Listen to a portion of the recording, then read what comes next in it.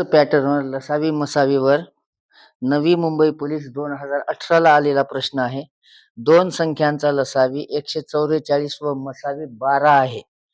त्यापैकी एक संख्या 36 असल्यास दुसरी संख्या कोणती? दोन संख्यांचा गुणाकार लिहून घ्या. एक संख्या काय सांगितली आपल्याला? 12 गुणिले दुसरी संख्या. एकाच पद्धतीचे आपण पाहिलो गणित आणि परीक्षेला आलेलेच पाहिलो. मसावी किती दिलाय? 12 आणि लसावी 144. हे 12 अत्यंत सोपं आहे.